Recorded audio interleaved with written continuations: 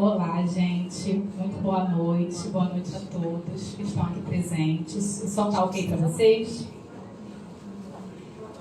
Primeiramente, agradecer a todos que estão aqui presentes nessa casa, que atualmente tem sido uma casa muito acolhedora a todos nós, advogados, sejam iniciantes, sejam veteranos. E agradecer a vocês que estão aqui presentes. A gente está retomando os trabalhos presenciais aos poucos. As pessoas ainda não se acostumaram muito bem, mas aos poucos a gente vai voltando à nossa vida ao normal. Agradecer a quem está online também assistindo. E agradecer em especial a vocês que aceitaram o convite. Estão aqui, a doutora Carla, vice-presidente da Comissão Especial de Assuntos Tributários, essa parceria que nós estamos fazendo, a Comissão de Planejamento Patrimonial da Família, junto com a Comissão Especial de Assuntos Tributários aqui da OAB da Barra da Tijuca, para a gente tratar um pouquinho sobre esse tema, né, que são os aspectos tributários do planejamento patrimonial e sucessório.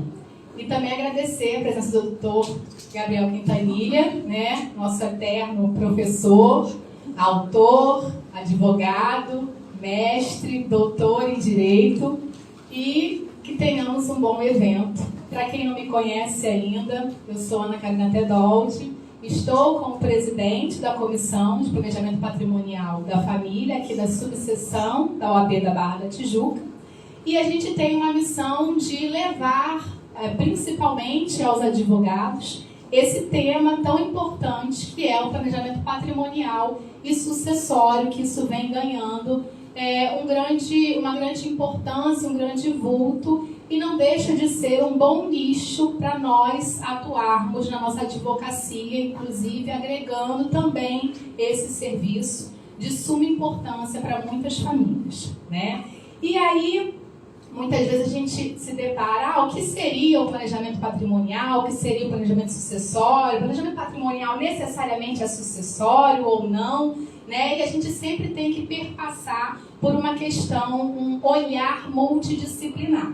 O planejamento patrimonial e sucessório, ele passa por várias áreas do direito. Não adianta você apenas ser expert, por exemplo, em família e sucessões, que no primeiro momento parece ser a matéria principal, mas você também precisa conhecer, por exemplo, direito societário, empresarial, quando a gente fala de empresas familiares, holdings patrimoniais, holdings familiares, que tem sido muito falado, inclusive no meio eletrônico, na internet.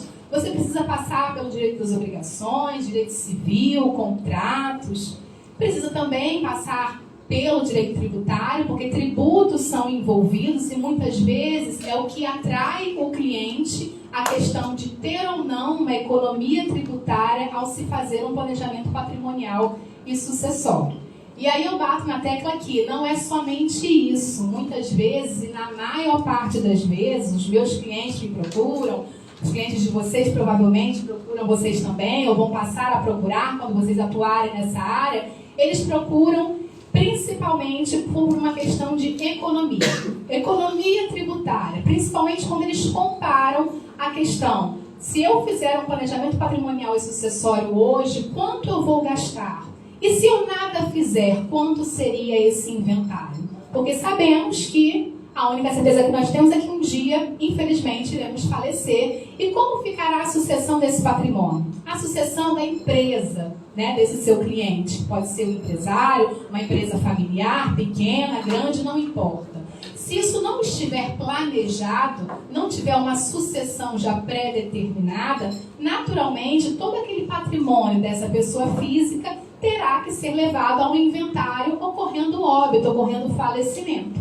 E o inventário ele tem um custo, e um alto custo. E o cliente, ele muitas vezes se assusta com o custo do inventário. Mas eu também tenho que concordar com a afirmação de que o Brasil hoje é um dos países que menos tributa a herança no mundo. Né? Muitas vezes a gente escuta isso e fala, mas como? O Brasil tributa pouco? Mas o inventário é tão caro, o inventário custa tanto para os herdeiros? Sim. O Brasil ainda é um dos países que menos tributa herança no mundo. O ITCMD, o ITD, Imposto de Transmissão, Causa-Mortes e Doação, que é um imposto estadual, cada estado tem sua legislação, tem a sua alíquota, que a doutora Carla vai falar sobre ele, Mas ele tem um teto hoje que ele é fixado pelo Senado Federal de 8%.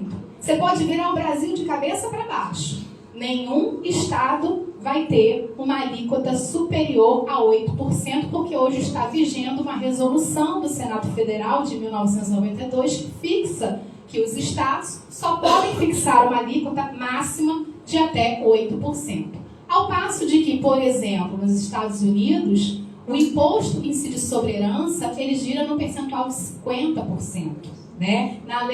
De 40%, desculpa. Na Alemanha, 50%. Na França, 60%.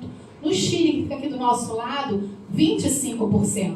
Então, o Brasil, ele é ainda um dos países que menos tributa herança no mundo. Sabemos que o custo do inventário não gira só com o custo do imposto. O ITCMD tem outros custos envolvidos, honorários, custas judiciais ou custas cartorárias, o inventário sendo feito na via extrajudicial, em cartório de notas, né? Tem as certidões, registros imobiliários, se tiver imóveis envolvidos, mas o que mais pesa hoje no inventário é o imposto, é o ITCMD. E muitas vezes as famílias vão procurar um planejamento sucessório em vida para que esse imposto, então, seja pago de uma maneira diluída ou menor e eles efetivamente tenham uma economia tributária em relação a isso. Mas, mais uma vez, eu bato na tecla. O planejamento patrimonial e sucessório não pode visar única e exclusivamente uma economia. Porque muitas vezes vamos conseguir economia sim. Mas algumas vezes o sistema acabará ficando até mais caro do que um processo de inventário. Mas vai trazer uma tranquilidade muito maior para aquela família. Tá? Então, sempre visando, ok, a economia, mas acima de tudo a tranquilidade, a organização, o planejamento daquela família para que, na falta de algum dos entes, aquela sucessão seja feita de uma maneira mais tranquila, menos burocrática, sem brigas, sem conflitos, ou pelo menos que a gente consiga dirimir ao máximo essas questões, tá? E o Brasil é o país que menos tributa herança. Ok, mas ele tributa tantas outras coisas, né? É tributo que não acaba mais, né? Eu falo, a única certeza que nós temos é que um dia vamos morrer e que o tributo no Brasil só vai aumentar. Imposto diminuir está difícil. Então, na realidade, quando você pensa em adquirir um patrimônio, vou adquirir um bem imóvel. Primeira coisa, para você ter aquela renda, você já foi tributado no seu imposto de renda. Seja ele retido na fonte pagadora, ou seja, você recolhendo aquele maravilhoso carnê-leão. E aí você então tem a renda, quero comprar um imóvel, vou adquirir um imóvel. Você paga o quê? O ITBI, Imposto de Transmissão sobre Bens Imóveis. É um imposto municipal. Cada município vai ter sua alíquota. Aqui no Rio de Janeiro, por exemplo, 3%. Em municípios próximos a nós, municípios vizinhos, 2,5%, mas gira em torno dessa faixa. É 3%, é 2,5%, em cima de quê? Em cima do que eu transacionei, em cima do contrato de compra e venda, daquilo que foi registrado lá na escritura de compra e venda, aquele valor?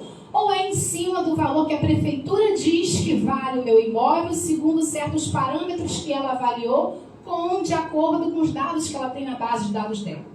E aí, outras pessoas vão falar sobre isso, né? Eu não vou falar sobre direito tributário hoje. E aí, então, a gente, enfim, paga o ITBI, transfere o imóvel para o seu nome, está lá registrado no RGI, tem mais tributo a pagar? Tem, você paga o IPTU anual. Anualmente você tem que pagar, honrar com o IPTU. Depois, se o imóvel for foreiro à União, foro anual. Taxa de incêndio. Então eu vou vender o imóvel. Uma alegria quando a gente compra, outra alegria quando a gente vende. Vou vender o imóvel, pagar mais imposto nenhum. Vai pagar sim. No momento que você fizer a venda, e a gente quando faz uma venda imobiliária, a tendência é que haja uma valorização imobiliária, né? Vamos supor que você adquiriu esse imóvel há 10 anos atrás por R$100 mil. E hoje vai vendê-lo por R$500 mil.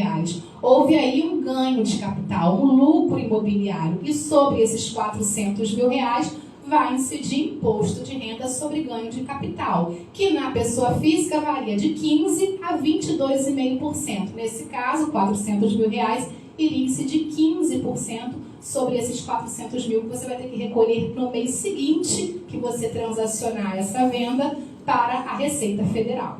Então, o imposto não acaba. E se eu quiser doar? Vai ter que recolher imposto também, que é o ITCMD, o mesmo imposto que vai incidir na herança em caso de falecimento. Então, estamos rodeados de tributo, não temos para onde fugir, né? Quanto mais temos que pagar, não tem jeito. E por isso, muitas vezes, o planejamento patrimonial e sucessório acaba sendo muito atrativo, principalmente pela economia tributária que ele pode gerar. Mas não só isso, né? E aí, muitas vezes, as pessoas falam assim, mas se eu doar um bem, ou se eu deixar esse bem no meu nome e ele tiver que ir a inventário na minha falta, o imposto vai ser o mesmo, não é?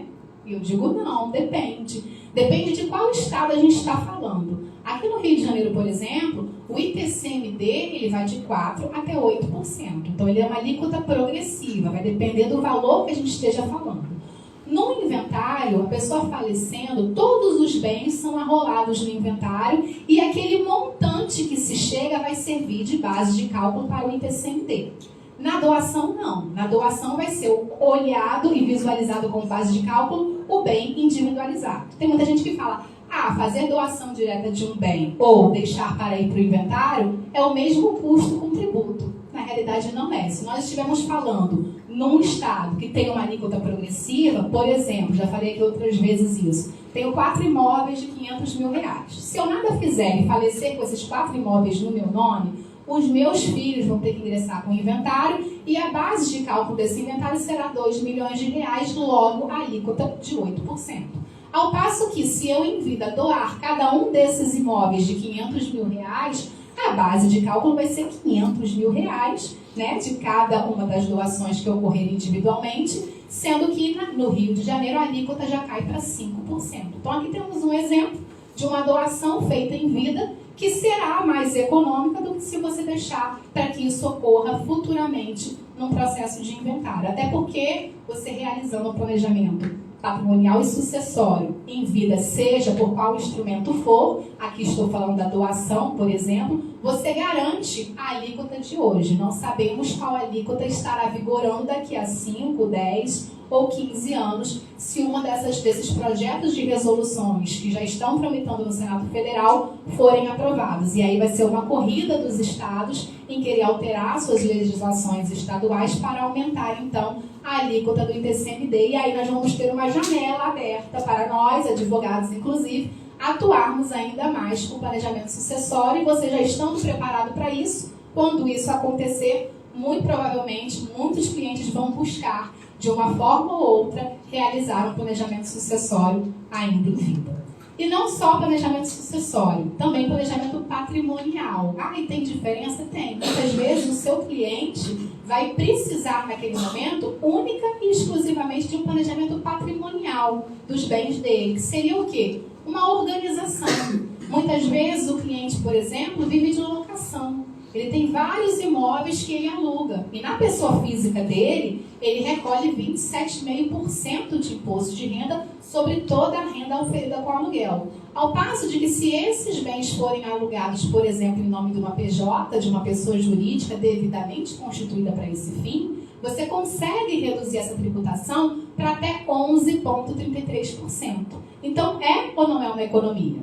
E aí muitos podem dizer, mas para isso eu vou ter que pagar o ITBI, porque eu vou transferir o imóvel para dentro da PJ, para ela poder alugar, então talvez não compense. Coloque na ponta do lápis. Nem sempre vai precisar ser recolhido esse ITBI. Muitas vezes você tem outras maneiras em não recolher o ITBI, em ter a imunidade do ITBI, realizando uma atividade, por exemplo, imobiliária, realizando uma outra atividade preponderante que não seja atividade imobiliária dentro dessa PJ, e ainda assim ter a imunidade do ITBI, mas quem vai falar disso não serei eu também. Tá? Então aqui foi uma breve introdução para que vocês entendam a questão dos aspectos tributários que estão relacionados ao planejamento patrimonial e sucessório. Que o tributo ele está enraizado nisso, e quando você detém o conhecimento, quando você sabe sobre esse assunto, você pode conduzir melhor o seu cliente, seja numa consulta, seja numa assessoria, seja inclusive formatando um sistema para o seu cliente, seja utilizando um instrumento ou outro, porque temos vários, por exemplo, uma holding patrimonial, uma holding familiar, uma holding mista, E aí você, conhecendo os aspectos tributários que estão envolvidos nisso, você consegue prestar uma melhor assessoria jurídica ao seu cliente. E agora eu passo, então, a palavra para os experts no assunto de direito tributário. Primeiramente, a doutora Carla Veiga, ela vai tratar com vocês especificamente sobre o ITCMD. Boa noite. Boa noite a todos. Alô? Primeiramente, eu gostaria de agradecer o convite da doutora Ana Carolina, em nome da Comissão Especial de Assuntos Tributários. Eu estou aqui representando o presidente, doutor Latif, que não pôde comparecer. Gostaria também de registrar a presença do meu querido mestre, doutor Gabriel Quintanilha, foi meu professor na Fundação Getúlio Vargas. Eu fico muito feliz de poder estar aqui hoje, dividindo a mesa com ele. E vamos lá, vamos falar sobre o ITD. Tá? Eu selecionei esse tema, a importância do ITD, do planejamento patrimonial, que é o imposto sobre transmissão, causa-mortes e doação. Vamos falar um pouquinho sobre o ITD, né? ITD, ITCMD, ITCB, são siglas, nomenclaturas que você vai encontrar dependendo da legislação de cada estado. Por exemplo, no Rio de Janeiro, ITD, em São Paulo, ITCMD, em Minas Gerais, ITCD, mas trata-se de um único imposto, né? Um imposto previsto na Constituição Federal, no seu artigo 155, inciso 1º, e no artigo 35 do CTN, incisos. Como o CTN é de 1966, é importante que a gente leia o artigo 35 à luz da Constituição Federal, porque nós tivemos mudanças com a Constituição Federal de 88. Antes de 88, nós tínhamos a transmissão de bens e direitos por atos intervivos e em decorrência da causa-mortes, tributada por um único imposto de competência estadual. Com a Constituição Federal de 88, houve uma cisão desse imposto entre os entes federados, de forma que aos municípios ficou a competência para tributar a transmissão de bens e direitos intervivos e aos estados e ao Distrito Federal a competência para tributar a transmissão de bens e direitos em decorrência do evento causa-morte. Além disso, a Constituição Federal de 88, ela deu um novo perfil ao ITD. No campo de incidência, passou a abranger não só os bens imóveis, mas também quaisquer bens e direitos, além de ter incluído a doação para dar um tratamento tributário semelhante. Então, a gente teve importantes modificações na Constituição Federal de 88, por isso a importância de se ler o artigo 35 à luz da nossa Constituição. Com relação ao fato gerador, né? Quais seriam os fatos geradores do imposto de transmissão, causa-mortes e doação? Nós temos a causa-mortes e a doação. Seria a transmissão gratuita de quaisquer bens e direitos em decorrência do evento morte e em decorrência da doação. Qual seria a função do ITD? A gente está aqui no Rio, vamos falar ITD. Qual seria a função? Função fiscal, função arrecadatória.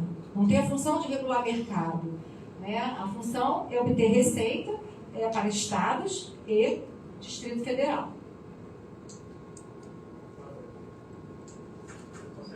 Como a doutora Ana falou, o Senado Federal, através de resolução, ele fixou uma alíquota máxima de 8%. Então, você não vai encontrar nenhum estado com uma alíquota superior a 8%. Mas quando ele fixou essa alíquota de 8%, o Senado não fez qualquer alusão às alíquotas mínimas. Então, você precisa, para realizar o planejamento patrimonial e sucessório, é importante que você estude a legislação de cada estado, porque você tem variações nessas alíquotas. Há alíquotas progressivas nesse imposto? Sim, nós temos alíquotas progressivas. E o que seria essa progressividade? A progressividade ela é uma técnica de tributação que tem como objetivo fazer com que os tributos atendam à capacidade contributiva. Na prática, o que seria isso? Você tem a lei, né, estipulando as alíquotas, e você tem as bases de cálculo. Então, quando aumenta a base de cálculo, você tem um aumento das alíquotas. A gente tem um exemplo disso, que é o nosso querido imposto de renda, né, que é o imposto progressivo. Com relação à progressividade do ITD, é importante a gente falar que o STF ele tinha um posicionamento no sentido da não progressividade do ITD. Pelo fato do ITD ser um imposto real, não ser um imposto pessoal, ele sendo progressivo, ele violaria a capacidade contributiva. E não havia previsão expressa na Constituição Federal. No entanto, por ocasião do RE 562045 do Rio Grande do Sul, em 2013, o STF mudou seu posicionamento, como tem acontecido bastante, e estipulou a seguinte tese: pela constitucionalidade da fixação da alíquota progressiva para o imposto sobre transmissão, causa-mortes e doação. Entendeu o STF, nesse RE, que o fato do ITD ser um imposto real, isso não desobrigaria ele a ser progressivo, mesmo não havendo a previsão expressa na Constituição Federal. E todos os estados têm alíquota progressiva? Não, nem todos os estados têm alíquota progressiva. Eu gosto muito desse gráfico, eu acho muito interessante, porque ele vem de 2013, do final do julgamento, né, até 2021. E aí a gente pode perceber que a fatia maior, né, são os estados que adotam a progressividade. O nosso Rio de Janeiro está lá, com a faixa de 4% a 8%. Nós temos, na parte mais esverdeada, mais cinza, os estados em que não tem progressividade, eles trabalham com a alíquota fixa. E ali, mais marronzinho, nós temos Piauí e Bahia. Não sei porque o slide ficou meio distorcido, não entendi. E eles adotam a progressividade apenas no evento causa-mortes. Então, dá para a gente aí, a partir do julgamento do STF até 2021, a gente consegue ter uma ideia dessa progressividade no Brasil. Essa é uma evolução importante para o planejamento patrimonial. Como o julgamento terminou em 2013, vocês podem perceber que um ano depois, apenas 3 unidades da federação tinham alíquotas progressivas. Já 4 anos depois, isso já pulou para 13 unidades. E em 2021, 15 unidades federadas já estavam aplicando a progressividade. Sendo que apenas 2, né, Piauí e Bahia, apenas para causa-mortes. Então, como a gente pode ver, mais da metade dos estados brasileiros já adotam a progressividade no ITD. E eu acho que a gente, assim, a partir dessa evolução, eu acho que a gente pode fazer uma leitura, a gente pode prever, né, um futuro aí bem próximo, né, a partir do julgamento do STF, em que todos os estados vão alterar suas legislações para adotarem alíquotas progressivas. Eu acho que o julgamento da mudança de posicionamento do Supremo, ela acarretou essa escalada de estados alterando suas legislações para adotar essa progressividade. E onde é que entra o ITD, né, no nosso planejamento patrimonial? Até a doutora Ana Carolina comentou essa questão da totalidade dos bens e direitos, né? Eu acho assim, muito difícil, às vezes, conscientizar o cliente da importância de se fazer um planejamento patrimonial e um planejamento sucessório ainda em vida. Né? Eu não sei, parece que as pessoas, principalmente aqui no Brasil, tem muito medo, não querem falar da morte, não querem falar dos herdeiros. Eu acho complicado e, às vezes, a gente precisa conscientizar esses clientes que eles vão ser tributados em cima da universalidade de todos os seus bens e direitos, né? Ao passo que, caso seja feita uma doação, né, você vai ter a possibilidade de uma transferência de um patrimônio para um filho de uma maneira gradativa, tendo assim uma tributação ao longo do tempo, de forma gradativa, né, se planejando. Isso traz benefícios para todos, né?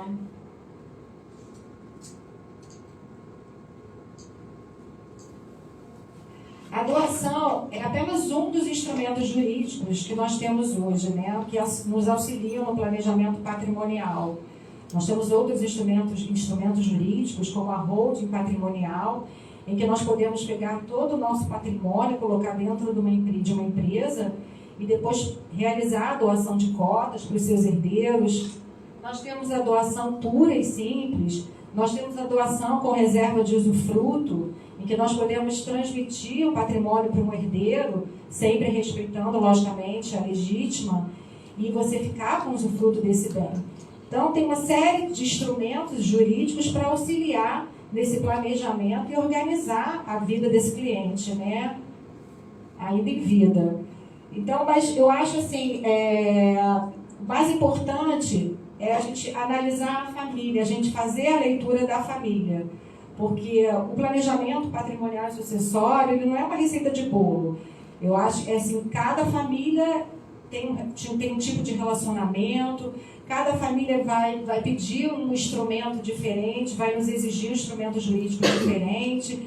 Então a gente tem que fazer uma leitura dessa família, ver como é que o relacionamento entre eles, como é que é o relacionamento do pai com seus filhos. Então isso tudo é importante a gente fazer essa leitura dessa família para a gente escolher realmente um instrumento jurídico correto e ter um planejamento patrimonial e sucessório efetivo. Bom, de olho no futuro, é isso que nós temos. É a alteração da alíquota pelo Senado Federal, que muito em breve, em um futuro bem próximo, acredito que isso vai acontecer. Como a doutora Ana falou, a gente já tem um projeto desde 2015, que o Confaz enviou, uma proposta ao Senado, com aumento de alíquota para 20%.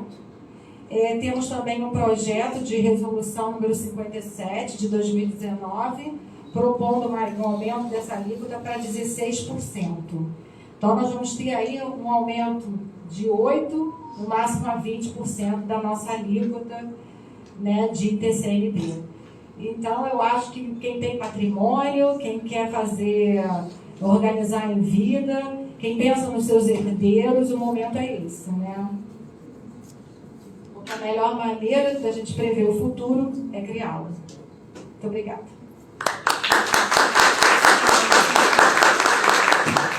Obrigada, doutora Carla, pela maravilhosa exposição. E agora eu passo a palavra, o doutor Gabriel Quintanilha vai falar com vocês um pouquinho sobre as questões do ITBI. Mas nada, queria agradecer, Ana, o convite, agradecer a presença de todos vocês aqui hoje. Prazer enorme estar aqui. E antes de começar, eu preciso dizer que a grande alegria de todo professor é ver os seus alunos brilhando.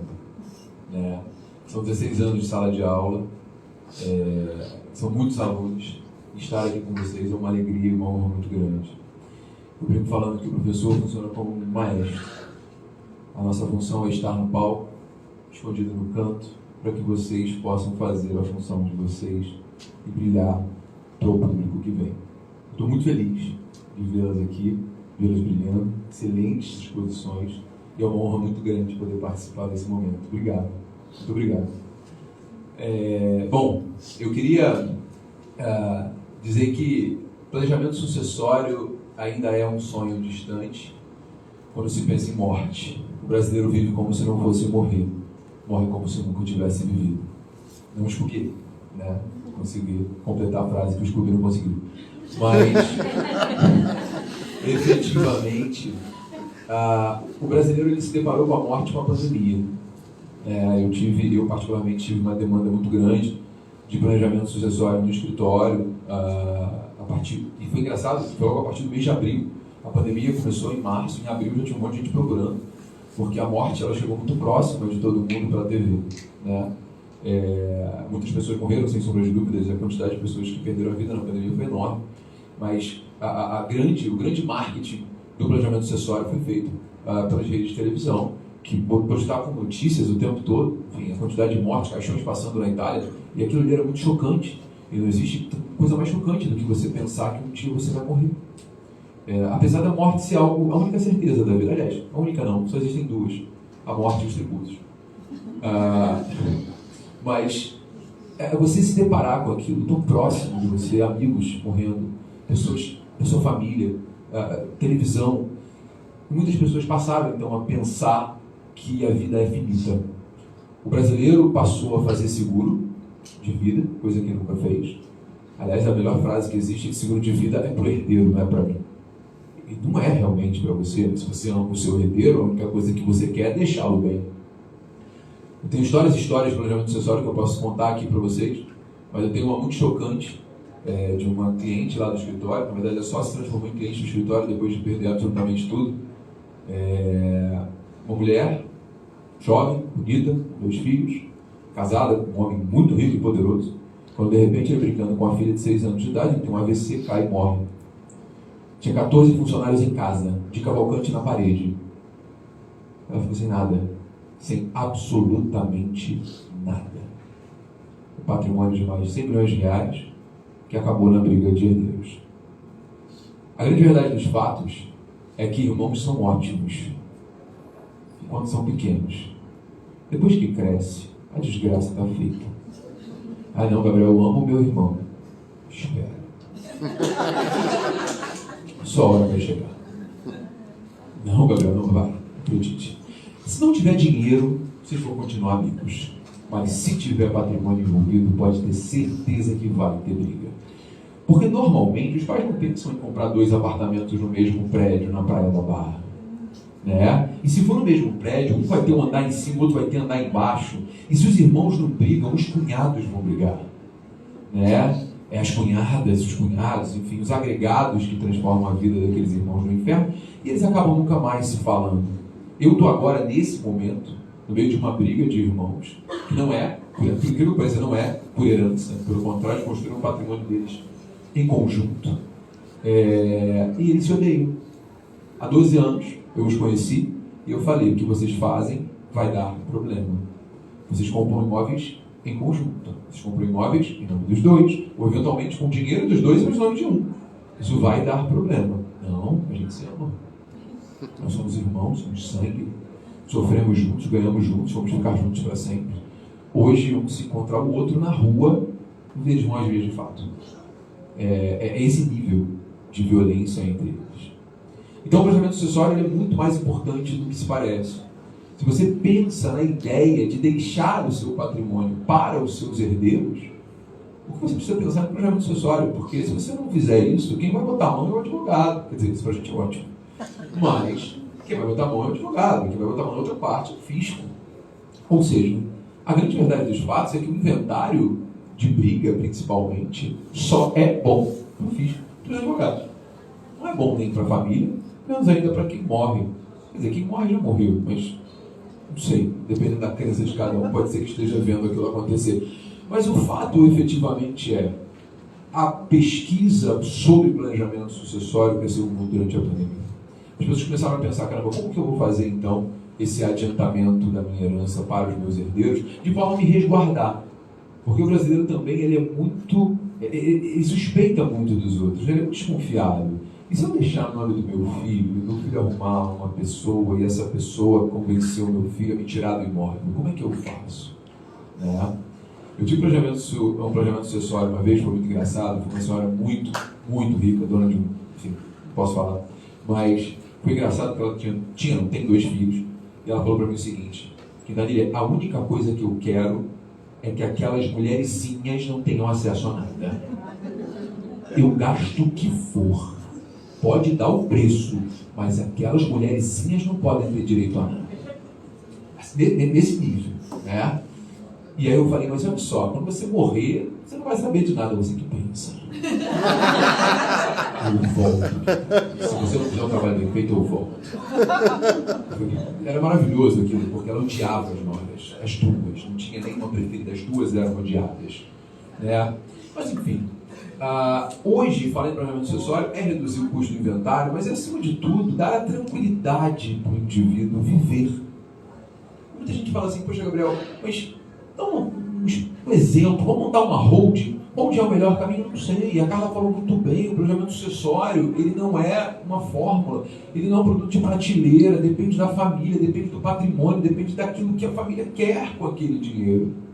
Veja, um dos instrumentos mais simples de planejamento sucessório que ninguém usa é a previdência privada. Você vai lá e constitui um VGBL, VG, porque PG, de acordo com o STJ, é investimento de longo prazo, é fato tirador de ITD. Agora, constitui um VGBL em nome do seu herdeiro, nem que seja para pagar o ITD. Nem que seja para pagar o ITD e terminar o inventário. Faz o VGBL, seu herdeiro vai receber aquele valor sem a necessidade de abrir inventário, sem a necessidade de pagar imposto, porque não incide imposto, uma vez que a natureza é securitária. Faz o seguro de vida. O seguro de vida é o investimento mais barato que existe. Não existe investimento mais barato que o seguro de vida. Para beneficiar o herdeiro, mas meu herdeiro não pode saber se ele vai matar. Aí, pelo amor de Deus, você já excomunga logo o cidadão, tira da herança, né? Porque ele é uma desgraça na tua vida. Se você tem medo do teu filho te matar, você não precisa de mais nada. Né? Você já é uma pessoa triste. Né? Tira a pessoa que deita a cabeça na cama para meu filho vai matar. Pelo amor de Deus, a pessoa pode desistir de tudo, realmente. Vende tudo logo, dou questão de caridade, porque o filho merece, realmente. Agora, a holding ela é normal, porque em vida ela funciona muito bem como planejamento patrimonial. Eu vou usar a expressão planejamento patrimonial, porque o Ministério Público não gosta da expressão blindagem patrimonial, né? A gente usar essa expressão, não vamos presos. Mas o ponto é, quando você vai montar uma empresa para fazer a gestão do patrimônio, você tem vários elementos de planejamento sucessório. E aí, pegando aqui a colocação da Ana e da Carla, teve uma época muito boa, né, que muita gente comprou, investiu dinheiro e comprou imóvel nos Estados Unidos. Né? 2008, 2009, com a crise do subprime, uma casa em Miami, um apartamento, custava $60 mil. E o dólar era 2 para 1, ou seja, você comprava um apartamento lá com o preço de uma casa, sei lá, não sei onde você compra uma coisa de 3 mil reais no Rio de Janeiro, você não compra mais. E aí, o grande medo das pessoas lá qual era? Ai meu Deus, e agora eu vou pagar 48% de imposto de transmissão causa-morte. Como é que funciona isso? E aí dá para fazer planejamento sucessório também com holding. E aí é muito simples, esse é até mais fácil do que no Brasil. Por quê? Você monta lá uma LLC americana, que vai ser a dona do imóvel, monta uma holding de participação societária brasileira, que vai ser a dona da LLC americana. No caso de morte, a transmissão vai ser feita no Brasil, das cotas da empresa brasileira, pagando imposto no Brasil. E se você sediar essa empresa em São Paulo, onde vai ser o último domicílio do decúgio, você ainda paga 4% de ITD. Porque São Paulo o ITD é 4%. Você escolhe Minas ou São Paulo, são os menores ITDs do Brasil. Ou seja, pagar 48% no Amazonas não dá, né? Fingir domicílio em São Paulo fica difícil. Mas São Paulo é fácil, mas no Amazonas é um pouco mais complicado.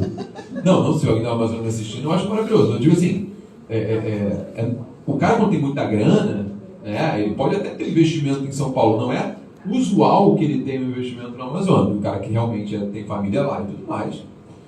É tranquilo, assim. O problema é o cara estar morando aqui, botar o domicílio lá e realmente pode caracterizar fraude. Mas depende também do apetite pelo risco, né? Mas o ponto é o seguinte, aqui no Brasil você também consegue melhorar muito isso, principalmente com decisões recentes, principalmente agora em março. O Departamento de Registro de Empresa adotou um posicionamento muito interessante no tocante ao planejamento, que ajuda muito o planejamento sucessório, mas eu já vou falar sobre isso. Eu queria falar sobre 2 assuntos aqui muito importantes. Um deles é o tema 796 da repercussão geral e o outro é o tema 1113 dos recursos repetitivos, que foram 2 decisões recentes dos nossos tribunais superiores que trouxeram, inclusive, uma nova tese para o direito tributário. Né? Então, o tema 796, a discussão que foi levada ao STF, foi um processo de relatoria do ministro Alexandre de Moraes, foi a discussão acerca da integralização de capital na sociedade. O artigo 156, parágrafo 2º, inciso 1 da Constituição, ele deixa claro que não incide o ITBI na integralização de capital. O grande problema é que muitas pessoas integralizavam imóveis na empresa de valores altíssimos, mas o valor da integralização era muito baixo. Então você integraliza o imóvel de 10 milhões e no contrato social você diz que você está integralizando 100 mil. Isso é usual de acontecer, principalmente com estrutura, quando faz permuta de imóvel. Mas a discussão era, a imunidade abrange todos esses imóveis, todo o valor do imóvel ou só o valor que foi efetivamente integralizado? Né? A priori parece que a gente perdeu, porque o STF entendeu que a imunidade só abrange aquilo que é efetivamente integralizado, ou seja, aquilo que é transferido da pessoa física para a pessoa jurídica. Só que no voto do ministro Alexandre de Moraes, e aí vem um grande detalhe, ele foi muito detalhista no seu voto, e no trecho do seu voto, ele vai analisar a literalidade da imunidade do 156, parágrafo 2º, inciso 1, da Constituição, claro. E quando ele vai analisar esse detalhe, ele chega a uma conclusão muito interessante. Existe uma ressalva à imunidade tributária, que historicamente sempre foi interpretada como sendo uma ressalva aplicável às empresas que fazem a gestão de bens próprios. Então, se eu monto uma holding patrimonial para a gestão dos meus bens, e minha atividade preponderante é a gestão dos meus bens, vai incidir, claro, o ITBI por essa ressalva. Sempre foi esse o entendimento do ministro, ou melhor, do STF, dos tribunais de um modo geral no Brasil, e da própria doutrina.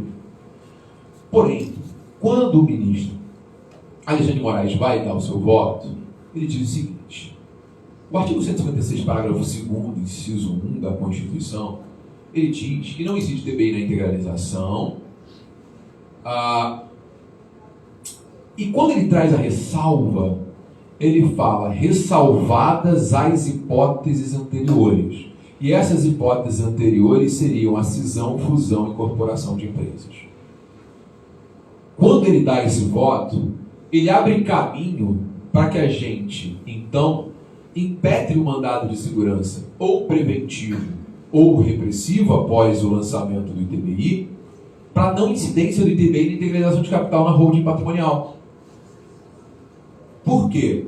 Porque a ressalva é no caso de cisão, fusão e incorporação. A ressalva não se aplica no caso da integralização de holding patrimonial. Isso é muito claro no voto do ministro. Foram proferidas diversas decisões na primeira instância em São Paulo, diversas decisões na primeira instância no Ceará. As de São Paulo caíram no TJ e temos que aguardar as cenas do próximo capítulo. Agora, o judiciário é uma caixinha de surpresas, né? Tudo pode acontecer, a gente tem que acreditar que vai dar certo, mas vamos verificar como vai ser essa interpretação quando isso voltar lá para cima. E foi o objeto principal da discussão.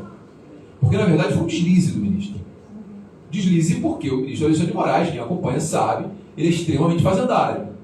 Né? Eu tenho a impressão, inclusive, que o grande sonho da vida dele era ser auditor da Receita Federal. Né? Isso ele deseja. Acho que ele tem o brasão da Receita Federal do lado da cama dele. Tenho quase certeza disso. Porque assim, ele votar a favor do contribuinte é algo que eu, sei lá, se eu vi uma vez ou duas, foi muito. Né? E aí é uma crítica construtiva, tá? Pelo amor de Deus. Nada de inquérito de ofício. Nada de inquérito de ofício, uma crítica jurídica. Mas o voto dele foi muito bom. Né? O voto dele foi muito bom. Cá entre nós, assim, parênteses aqui, o Alexandre de Moraes ele inspirou a minha geração. Né? A minha geração estudou pelo livro do Alexandre de Moraes. A verdade tem que ser dito. O livro de constitucional do Alexandre de Moraes foi o livro de constitucional da minha geração. Né? Obviamente teve lá alguns grandes autores, como o Barroso. A Barroso não tinha manual. Enfim, ele foi realmente um importante professor para todos nós. Mas, enfim, com o ministro, ele vota pela fazenda. Ponto. Acabou. Então, nesse assunto, a gente tem um ponto para discussão. Um importante ponto para discussão. E se a gente conseguisse realmente integralizar sem pagar ITBI? Nossa, seria lindo. Seria maravilhoso. Porque há uma falha de planejamento sucessório, proteção patrimonial, enfim, que é uma falha muitas vezes sugeridas pelos especialistas ou pelos escritórios ou por quem quer que seja, que é uma falha que é você tentar colocar como o maior recebimento uma outra atividade. Eu tive um caso recente agora, onde eu fui contratado para poder fazer a revisão do planejamento sucessório. É muito desagradável isso. Né? Muito desagradável porque você vai rever o trabalho de um colega. Mas é lícito, é moral, a gente trabalhando com ética, né? Pagando bem, a gente vai. E aí, moral da história. O colega é uma empresa muito grande, que a família estava fazendo planejamento sucessório, e nessa empresa muito grande, foi feita a sugestão, muito grande mesmo, estou falando de 2.000 funcionários. E aí é feita uma sugestão de que o patrimônio seja integralizado na empresa, para não pagar o ITBI. Porque a atividade preponderante seria comércio. E aí, obviamente, não existe DBI, porque você não tem nem a discussão, tem uma 796. Vai direto, porque a atividade preponderante é comércio, acabou. Quando eu vi aquilo, a primeira coisa que eu falei foi o seguinte: vocês confiam muito, muito mesmo, no RH e no advogado trabalhista de vocês? Porque assim, na justiça do trabalho não existem limites. A justiça do trabalho, ela funciona como se fosse o grande inquisidor, e se ela pudesse, ela arrancaria o dedo do empresário para entregar para o funcionário comer. Não existe proteção de bem de família, proteção de salário, proteção de pensão. Na justiça do trabalho não tem proteção de nada. Na justiça do trabalho o que tem é: tu é empresário, você é um desgraçado, vou tomar tudo de você se você não pagar, porque você vai pagar a conta. Você foi empresário porque quis. A escolha foi sua, você é um pária da sociedade. E aí eles falaram para mim: Gabriel, olha, a gente tem hoje mais ou menos umas 800 reclamações trabalhistas. Aí eu falei: opa, que delícia, né? Então, se eu pegar o patrimônio pessoal, vou botar na pessoa jurídica, que aí não precisa nem desconsiderar a personalidade jurídica. Já pega direto na pessoa jurídica mesmo, já facilita a vida do exequente, né? E aí você fez o planejamento sucessório, porque quando morrer não tem mais nada para dividir. Né? É ótima a ideia, é muito boa a ideia. E aí eles entenderam que não dá para fazer dessa forma. Então, assim, a gente tem que tomar muito cuidado com esses movimentos, porque todo empresário, e aí eu falo isso especificamente para o empresário, né? Ele está sempre exposto a alguém. Ele vai estar exposto à justiça do trabalho, ele vai estar exposto a um órgão ambiental, dependendo da sua atividade, ele vai estar exposto a um órgão de defesa do consumidor, ele vai estar exposto ao fisco. Então tem que ser feito um trabalho pensando aquilo que o indivíduo faz. Por isso que eu sempre falo, e a Carla falou muito bem, eu vou repetir: planejamento sucessório não leva em consideração algo que foi feito para outrem. Para você pode não funcionar. Simplesmente não funcionar. Bom, então o que a gente tem feito hoje? Né? Vai integralizar o capital? A gente pede um mandato de segurança preventivo e tenta evitar a incidência. Deu certo, transforma aquele em repressivo e toca para frente para ver se consegue, então, declarar o direito à compensação futuro. Né? E além disso, tem um outro assunto, que esse assunto também, esse está pulsante, foi o tema 1113 do recurso repetitivo, no tocante ao ITBI também. A grande discussão do Rio de Janeiro, e aí eu vou falar uma coisa para vocês, assim, o grande problema da advocacia é que nós entramos no curso de Direito. Né? Você vai falar: pô, mas como assim, Gabriel? O curso de Direito nunca ensinou pra gente a captar cliente, nunca ensinou pra gente a precificar, nunca ensinou pra gente a fazer gestão de fluxo de caixa. O curso de Direito nunca ensinou pra gente a fazer nada, né? Que fosse o mínimo empresarial. Então, nesse caso especificamente, relaxa, acontece, não. Então, o que acontece? O curso de Direito não ensinou a gente a pensar e olhar o direito como um negócio. Pelo contrário, nosso estatuto, e fica uma crítica dentro da casa do advogado, o nosso estatuto veda aquilo que é o mais moderno, que é a propaganda. O que não é visto não é lembrado. Ponto, acabou. Isso precisa ser visto urgente. Urgente. A OAB tem que olhar para o advogado e não para o grande escritório. Né? O advogado está se formando, ele precisa ganhar a grana dele, precisa pagar as contas, para que ele não deixe de ser advogado. Ele ralou, ele passou 5 anos na faculdade, ele precisa buscar uma forma de ganhar dinheiro e tirar a sua vida legitimamente. Enfim, por que eu estou falando tudo isso? O tema 1113 definiu a base de cálculo do ITBI.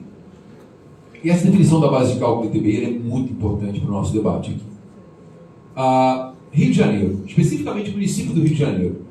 O município do Rio de Janeiro é o mais absurdo de todos que eu já estou na minha vida. Você compra um imóvel no Rio de Janeiro. Um amigaço meu comprou uma casa aqui na Barra da Tijuca. Tá? Ele pagou 3.800.000 reais na casa. Não pergunte onde, que eu não sei qual foi o condomínio. E aí, quando ele foi gerar a guia de DBI, o município avaliou o imóvel dele em 10 milhões. Então, peraí, é uma coisa errada. 10 milhões. Eu paguei 3.800.000. Eu falei, ele ligou desesperado, que tá ali agora. Eu falei: irmão, relaxa. Relaxa. Isso daí é molezinha de resolver.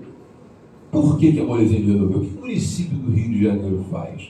E isso eu acho, inclusive, que é algo que a Comissão de Direito Tributário da OAB tinha que chamar o chefe de arrecadação do ITBI, quer dizer, agora não precisa mais, agora tem que ter 11 13, mas antes tinha que ter chamado o cara, botar na mesa e falar assim, palhaçada dessa, né? Porque o município faz, porque tem gente que paga. Nem todo mundo vai brigar. Óbvio que não. Até porque não é todo mundo que sabe que o resultado é rápido.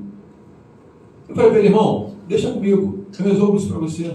Pô, Gabriel, mas eu preciso registrar, tal, não sei o que. Eu falei, irmão, calma, 10, 12 dias eu reduzo isso para você. Você me garante? Eu falei, garanto, pô. Ele é advogado, mas, pô, ele falou, deu pra mim, você sabe que você não pode garantir resultado, né? Eu falei, eu garanto, bota aí, eu assino, onde quer que seja, eu vou reduzir, não sei quanto, eu vou reduzir. Porque o município faz de propósito, ele faz de maldade, ele faz para você brigar. Fui lá, fiz a impugnação administrativa, em 9 dias saiu o resultado. Foi reduzido o valor do imóvel de 10 milhões para 5 milhões. Ainda estava muito acima. Eu falei para ele, quer continuar a briga? A gente vai. Não quer? Paga e vai ser feliz. Gente, vamos combinar aqui, vai. 3% de ITBI. 300 mil para 150 mil é uma economiazinha legal. Né?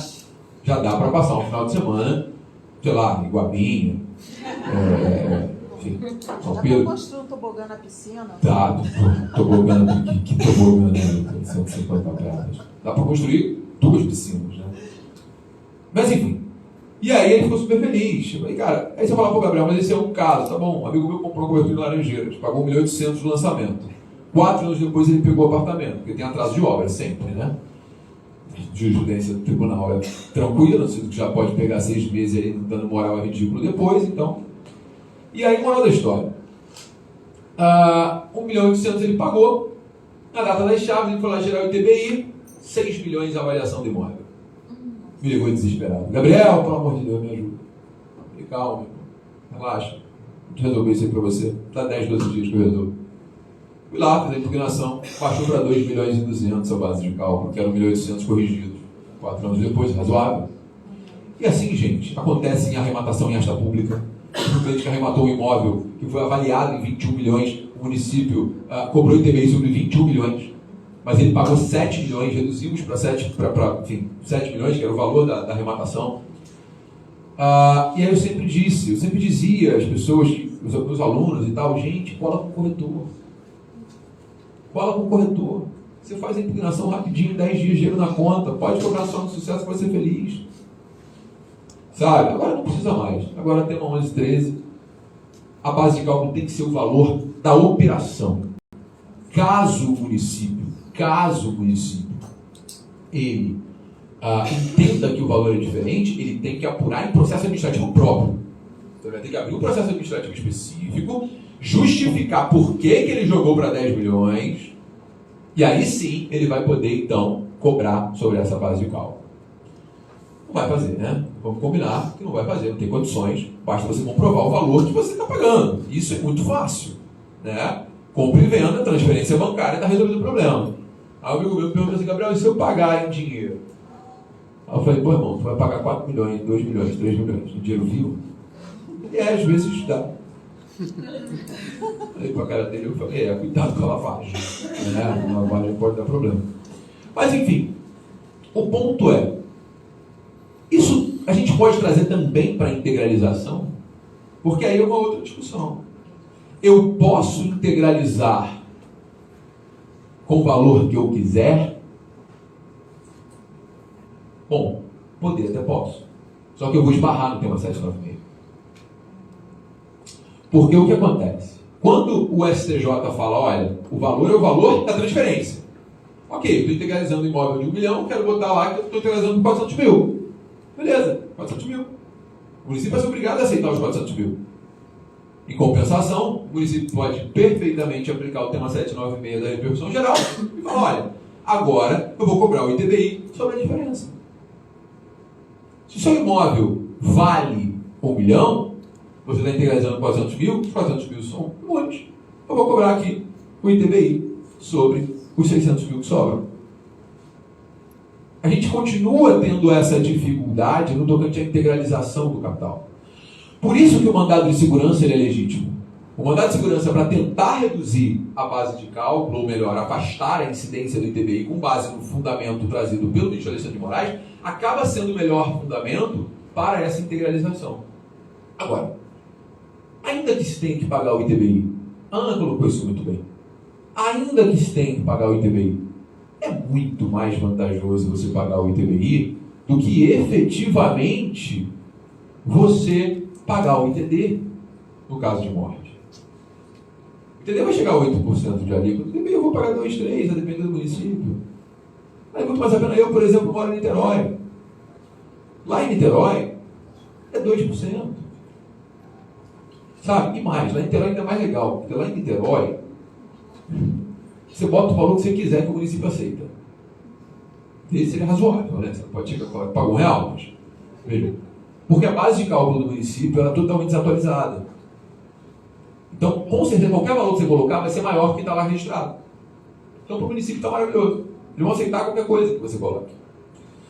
Então, assim, no tocante ao planejamento patrimonial e sucessório, eu particularmente acho que vale muito mais a pena você transferir todo o seu patrimônio para uma pessoa jurídica.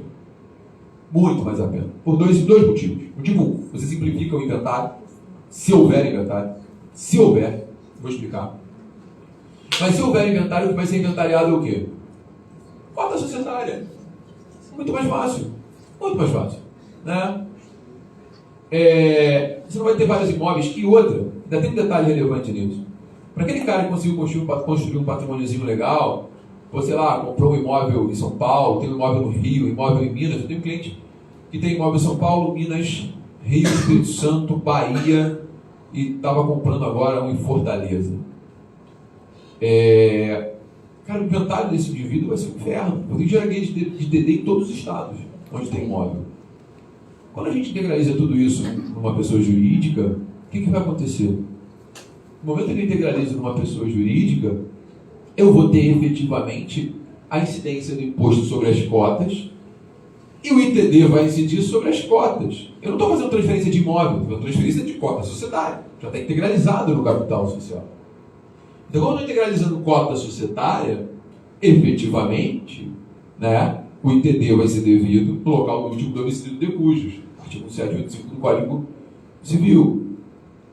Né? Então, cá entre nós, para quem tem muitos imóveis, um patrimônio muito grande, vale muito mais a pena que isso esteja numa pessoa jurídica. Tá? Agora, em março de 2022, o Departamento de Registro de Empresas ele publicou uma decisão muito importante. Foi registrada uma alteração de contrato social, foi feito pedido de registro, e a Junta Comercial do Estado do Rio de Janeiro não aceitou, tendo havido o recurso, e o DRI teve que avaliar. O que tinha de tão mirabolante nessa cláusula?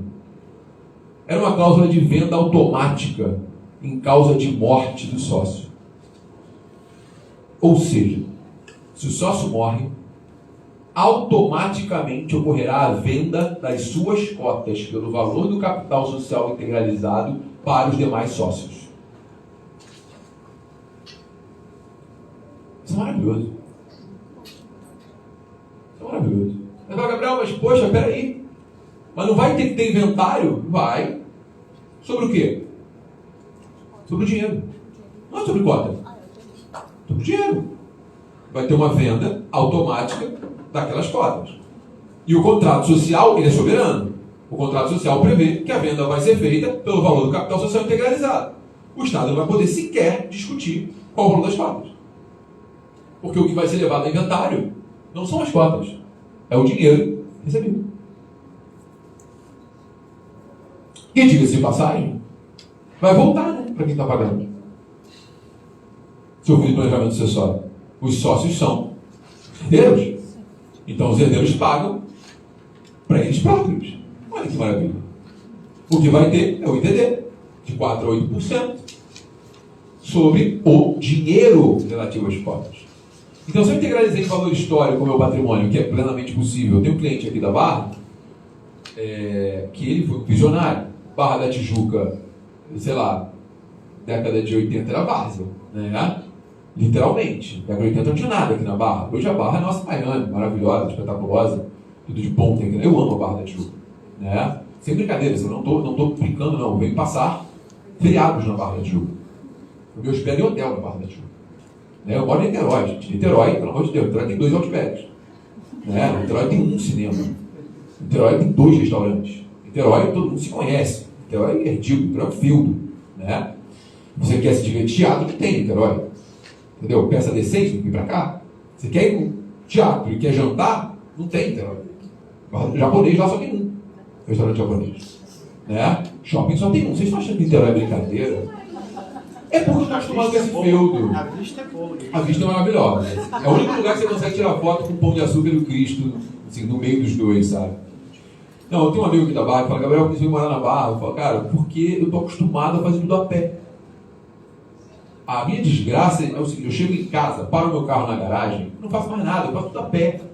Sabe, eu vou na padaria, conheço o cara da padaria, eu vou na banca de jornal, conheço o cara da banca de jornal, passo na esquina, tem um cara do jogo do bicho ali. Então eu estou acostumado com todo mundo. Entendeu? Aqui você não tem isso, né? Aqui você, no condomínio você não conhece o vizinho. Né? Mas enfim. Principalmente na Barra. Aqui não tem isso. Mas enfim, o ponto é, esse meu cliente, ele foi um visionário, comprou imóveis aqui muito baratos. Ele comprou o Downtown no lançamento. Né? Ele comprou as salas do Downtown no lançamento, comprou cobertura do Downtown no lançamento. Ele pagou R$300 mil uma cobertura do Downtown. Hoje ele vende a cobertura dele, se ele quiser vender rápido, por 6 milhões. E ó, não tá lá grande coisa. Né? Ele comprou loja nas Américas aqui por R$500 mil, vendeu por 9 milhões. Então, assim, se ele quiser hoje montar uma holding de participação, na verdade, assim, é uma coisa que a gente está conversando, inclusive. A gente vai integralizar, no caso dele, todo o patrimônio dele pelo valor histórico. Todo o patrimônio vai ser pelo valor histórico. Com a cláusula de venda automática para os filhos. O que vai acontecer? Os filhos vão pagar de acordo com o contrato social o valor das cotas. Lembra 300 mil para 9 milhões? Ah, mas Gabriel, o Estado não vai se rebelar contra isso? É claro que o Estado em algum momento vai questionar esse tipo de cláusula. É óbvio. Mas enquanto o Estado não questiona, vamos utilizá-la, porque é legítima, disse o DRI. Não há nenhum vício. Isso é muito novo. Isso acabou de ser aprovado em março desse ano. Para quem trabalha no planejamento sucessório, é um instrumento muito relevante. Isso acaba com as fraudes que existiam antigamente. Quais eram essas fraudes? E aí que fique claro, é fraude, olhando para a câmera. Muita gente fazia alteração do contrato social de gaveta. Aí a cada 6 meses levava lá no cartório e fazia o reconhecimento de firma da venda das cotas do pai para os filhos. Porque aí ninguém pode falar que não vendeu. Tem o cartório, né? Tem a data do reconhecimento, é o documento público, oficial e etc. E aí o pai morre, ele vai lá e leva a alteração do contrato social. A junta vai registrar, por óbvio. Né? O pai morreu. Mas e daí? Ele já assinou, estava em vida. O contrato social é válido, a cada 6 meses ele faz aquela renovação. E é fácil. Com essa possibilidade, acaba esse tipo de fraude. Não sei até que ponto é fraude, mas acaba. Então, eu particularmente vejo com muito bons olhos o planejamento sucessório, vejo com muito bons olhos o planejamento patrimonial, para a pessoa realmente em vida ela se organizar. Por vários motivos. Veja, se você quiser, não pensando em deixar para os seus filhos, mas simplesmente na gestão do seu patrimônio mesmo, você se expõe ao risco a todo momento. Você está dirigindo, você está exposto ao risco. Né? Você pode atropelar alguém, enfim, uma tragédia acontecer na sua vida. Você pode, sei lá, qualquer coisa pode acontecer e você precisa realmente ter uma organização do seu patrimônio, de modo que você possa protegê-lo. E em algum momento transferir para os seus herdeiros. Vejo que isso vai melhorar, isso vai acontecer em algum momento no Brasil. O brasileiro tem muito medo de ser pessoa jurídica. Eu vou precisar de um contador. Né? Tem um monte de startup de contabilidade aí na internet, vai pagar R$200 por mês, vai ter lá. O cara que tem imóveis alugados, eu tive um cliente, que eu fiz o inventário desse cliente, foram 68 imóveis. Eu lembro esse inventário até hoje, quando eu olho minha conta. Mas enfim, esse inventário foi maravilhoso. E aí depois eu conversei com eles. Não havia um planejamento sucessório, não havia nada. Eram 68 imóveis alugados, gerando renda para a família, pagando 27 mil de imposto de renda. Olha a loucura disso. Para quê? Para quê? Até teria adicional de imposto de renda nesse caso, né? Mas mesmo com adicional de imposto de renda, sairia mais barata a locação. Sem sombra de dúvidas. Então, nós advogados também precisamos perder o medo de oferecer aos nossos clientes soluções melhores. Nós advogados temos uma postura muito passiva. Nós advogados temos uma postura de receber o cliente, não de buscar o cliente.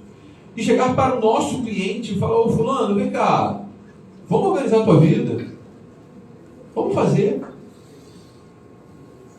O advogado tem medo de vender, tem vergonha de vender. Eu sou intelectual, não posso vender. Eles têm que vir até mim. Isso precisa acabar. A única profissão no mundo que existe é de vendedor. Não existe outra. O médico pode ser maravilhoso se ele não souber vender o trabalho dele, vai morrer de fome. O padre pode ser maravilhoso se ele não souber seduzir a sua, seus fiéis, a igreja dele vai ficar vazia. A única profissão que existe é vendedor. Inclusive para nós, advogados. Eu acho que falta planejamento sucessório no Brasil, porque muitos de nós aqui sequer fazemos para nós mesmos. Quiçá vender para um terceiro. Não é verdade? Esse é o grande ponto. E você vai dizer: Gabriel, eu só tenho um imóvel, vale a pena? Por que não? Por que não? Diga-se de passagem, Ana, só para complementar um detalhe, acho que você falou sobre isso, mas quando você vende imóvel na pessoa jurídica, você reduz o ganho de capital. Já é permitido com o planejamento tributário. Você vai sair lá dos 15% a 22,5% para 6,4%. Você falou isso.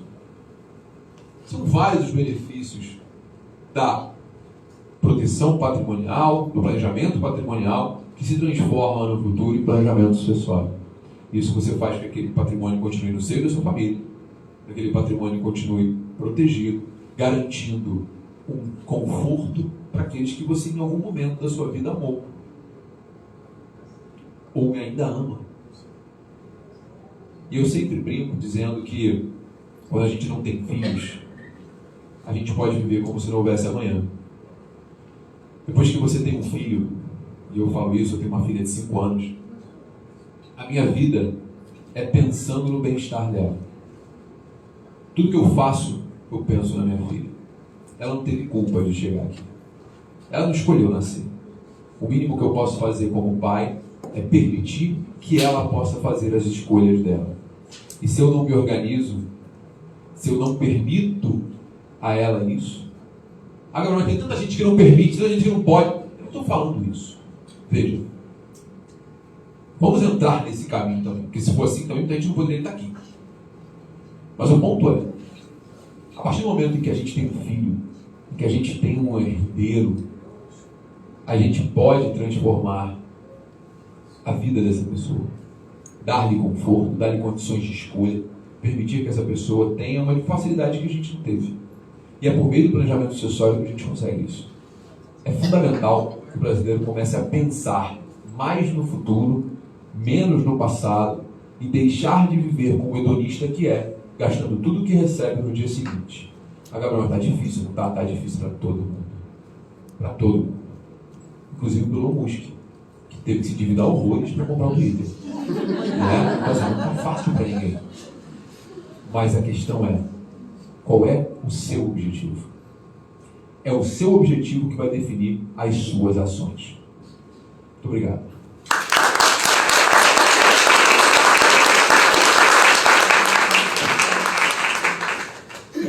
Obrigada, Gabriel.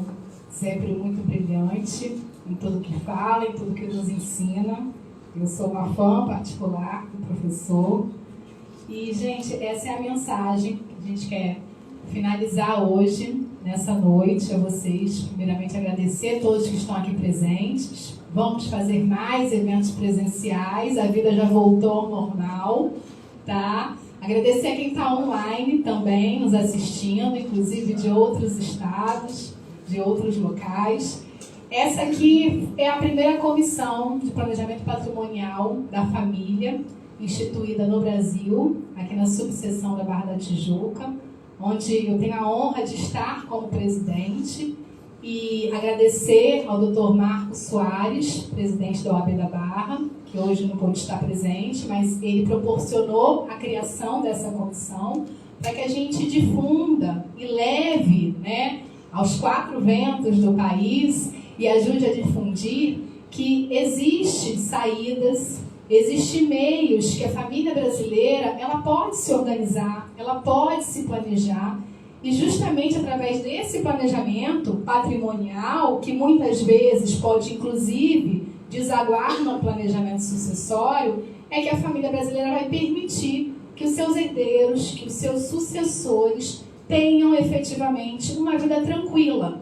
Somos materialistas, não adquirimos bens nem patrimônio único e exclusivamente para nós, como o Gabriel muito bem expôs. Também tenho filhos, tenho 3 filhos. Nós pensamos cada minuto, a cada segundo em tudo que nós fazemos. E não é possível que o patrimônio que eu constituí amanhã, num dia qualquer, quando eu não estiver mais aqui, os meus filhos não possam usufruir dele, porque parte desse patrimônio realmente vai para o advogado, vai para o fisco, vai parar em outras mãos. Foi o suor da família brasileira, foi o suor do seu cliente que construiu aquele patrimônio. E se existem saídas, se existem remédios jurídicos que nós, advogados, temos essa expertise em fornecer para o cliente, por que não? Por que não falarmos mais sobre esse tema? Por que não abordarmos nossos clientes e mostrar que existem caminhos e possibilidades, alguns mais onerosos, outros menos, mas com certeza infinitamente melhores do que aquela família desaguar num processo de inventário, principalmente no processo litigioso. Então eu finalizo aqui essa noite, mais uma vez agradecendo a vocês, e é o que eu falo, que a gente, ao planejar o presente, você acaba proporcionando uma segurança no futuro de quem você ama. Muito obrigada a todos.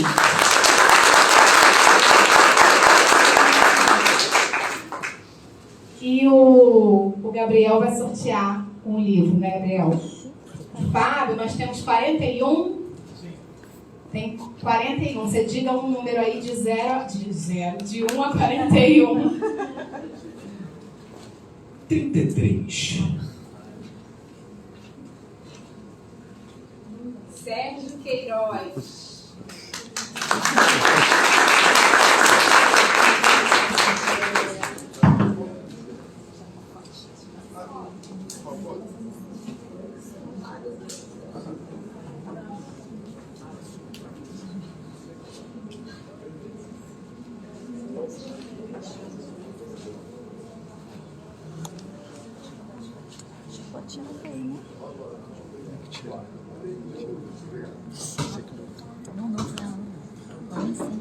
Esse livro acabou de sair, tá, gente? Agora no mês de fevereiro, está nas melhores e piores livrarias também.